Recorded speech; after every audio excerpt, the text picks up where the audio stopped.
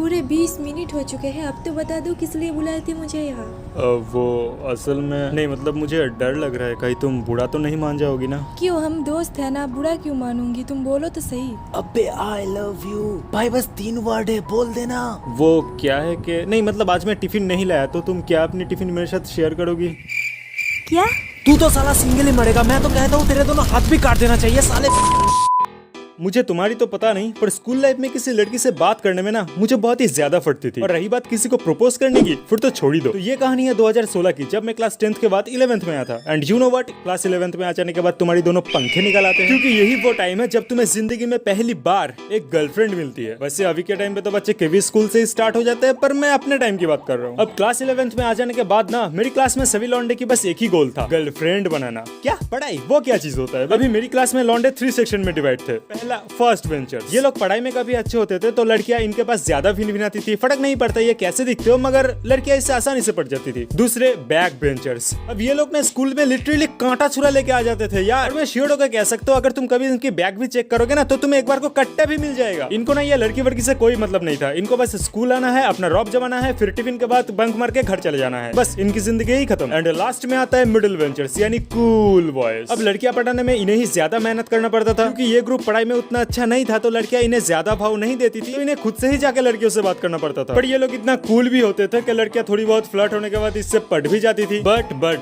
Unfortunately मैं इन तीनों section में से किसी भी सेक्शन में नहीं था, बिकॉज मैं अभी भी वो मम्मी की बनाई हुई इंडिया पाकिस्तान की बॉर्डर वाली हेयर स्टाइल और मुंह में 2-2.5 किलो की 10-15 पिंपल लगे स्कूल जाता था। और लड़कियां पढ़ाना तो दूर की बात, कोई लड़की अगर मुझसे पानी वगैरह भी मांग लेना, भाई मेरी वही फट के उनसे तर हो जाती थी। तो ऐसे ही 2-3 महीना बीत जाता है, और भाई सिचुएशन तो अब अलग ही लेवल पे पहुंच चुका है। क्लास में जितने भी कूल बॉयज है, सबके पास गर्लफ्रेंड है भाई। स्कूल कम पार्क ज्यादा लग रहा है। कोई गार्डन में बैठ के गप्पे मार रहा है, कोई साथ में कैंटीन जा रहा है, कोई तो साला कोने में जाके चुम्मा चाटी कर रहा है यार। और इधर साइड में खड़ा मैं। लड़कियां भाव देना तो दूर की बात, क्लास की कोई लड़की मुझे ठीक से जानती तक नहीं थी, पर यार मुझे भी गर्लफ्रेंड चाहिए थी। मुझे भी कोने में जाके चुम्मा चाटी करना था यार, पर टॉपर के साइड में जाके बैठ नहीं सकता, इतना औकात नहीं है मेरा। और बैक बेंचर्स का तो छोड़ ही दो। तो गर्लफ्रेंड बनवाने के लिए मेरे पास बस एक ही ऑप्शन था, मुझे भी कूल बॉय बनना पड़ेगा। पर ये काम तो रातों रात पॉसिबल नहीं है, तो मैंने क्या किया, अचानक स्कूल जाना ही बंद कर दिया। और ऐसे ही 1 हफ्ते बीत गए, 2 हफ्ते बीत गए, 3 हफ्ते बीत गए, और एक दिन अचानक roll number 67 present sir, roll number 68 yes sir, roll number 69,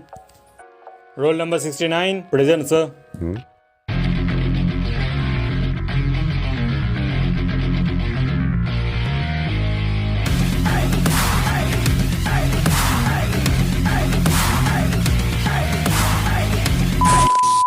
क्या सोचे थे मेरी बेइज्जती होगी यहाँ पे? अबे मेन कैरेक्टर हूँ बे। पर इसके बाद कुछ ही महीने में पता नहीं मेरे साथ क्या हुआ था, पर मैं सच में काफी बदल गया था। मैं क्लास में थोड़ा बहुत पॉपुलर भी हो गया था, स्पेशली लड़कियों में, और इन्हीं के बीच मुझे कोई पसंद भी आ जाती है।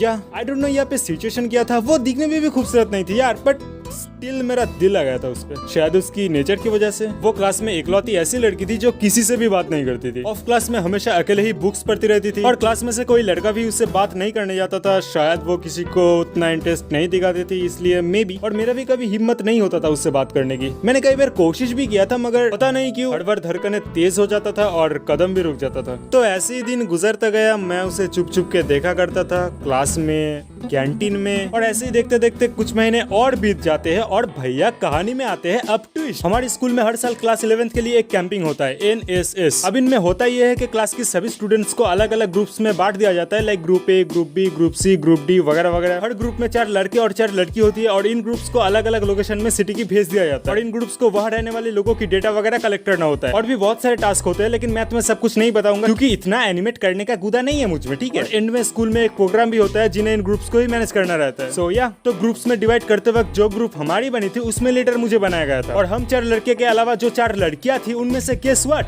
एक लड़की री थी। और तुम रुको, क्लाइमेक्स तो अभी बाकी है। मेरे अलावा और जो 3 लड़के थे और री के अलावा और जो 3 लड़कियां थी, वो लोग आपस में कपल थे। अब जिस दिन से ये कैंपिंग शुरू होती है उसी दिन से हमारी बातें भी शुरू होती है और ये कैंपिंग 2 हफ्ते तक चली थी। तो इन्हीं 2 हफ्ते में हम दोनों के बीच अच्छी खासी दोस्ती भी हो जाती है। फिर क्लास में मैं ही पहला और इकलौता लड़का था जिसके साथ वो बात करती थी और उससे मिलने के बाद मैं बाकी सारी लड़कियों से भी बात करना बंद कर दिया था। तो उसे भी मेरे ऊपर ट्रस्ट आने लगा था और वो भी मुझे थोड़ी थोड़ी पसंद करने लगी थी। फिर हम दोनों ऑफ क्लास में बहुत सारे बातें करते थे। लिटरली मुझे पहले लगता था कि वो बहुत शांत है, लेकिन जब से करीब हुआ वो साली इतना बकती है, बक के मेरी भेजा खा लेती थी यार। बट स्टिल मुझे उसकी ये बक पसंद थी। फिर क्लासरूम में भी हम एक दूसरे को चुप चुप के देखा करते थे और फिर जब आंखों से आंखें मिल जाता था वो काफी घबरा जाती थी और शर्मा भी जाती थी और शर्माते हुए और घबराते हुए वो बहुत ही क्यूट लगती थी यार। अब यार कहानी में हीरो है, हीरोइन है, तो विलेन का आवश्यकता होना भी तो जरूरी है ना। तो जोरदार तालियों की भी स्वागत कीजिए। बेंचो लोडू कमीना था एक नंबर का, तो हम इसको सन ऑफ बिच डोमा बुलाएंगे। तो साला ये डोमा ना क्लास में बहुत पहले से पॉपुलर था और मुझसे भी ज्यादा कूल था यार। 2-4 लड़की के अलावा क्लास में ऐसी कोई लड़की नहीं है जिसके साथ इस कमीने ने फ्लर्ट ना किया हो। पर मुझे इससे कोई प्रॉब्लम नहीं था। प्रॉब्लम तो तब शुरू हुई जब इसने री को टारगेट किया। अब यहाँ पे सिनेरियो सीरियस वाला क्रिएट हो गया था। मेरी ना होने पे वो हमेशा री के पास आ जाता था और उससे बातें करने लग जाता था, पर मैं कुछ कर भी नहीं पाता था क्योंकि जो भी हो मैं और री कपल नहीं थे। तो मेरे पास वो हक नहीं था कि मैं उससे कुछ बोलूं। और ऐसे ही दिन बीत रहा था और अब मेरे पास कोई और ऑप्शन नहीं था री को प्रपोज करने के अलावा। वैसे ये आइडिया मेरे दोस्तों का ही था और काफी पुश भी किया था मुझे उन्होंने, पर मैं ही साला एक नंबर का फट्टू था। लिटरली मैं उसे हर 2 दिन छोड़ के स्कूल की छत पे ले जाता था प्रपोज करने के लिए, लेकिन मैं कुछ बोल ही नहीं पाता था। वो भी बहुत चाहती थी कि मैं उसे बोल दूं, लेकिन मेरी ही हिम्मत नहीं होती थी कभी। बट स्टिल हमारी फ्रेंडशिप काफी अच्छी थी। हम हर रोज स्कूल छुट्टी हो जाने के बाद साथ में ही घर आते थे। और ऐसे ही मैं एक दिन साइकिल निकल के गैरेज के बाहर ही खड़ा था उसके आने के लिए और अचानक मैं कुछ ऐसा देखता हूँ री डोमा के साथ बाहर आ रही थी और उसने मुझे देख के भी फुल टू इग्नोर मार के डोमा के साथ चली जाती है।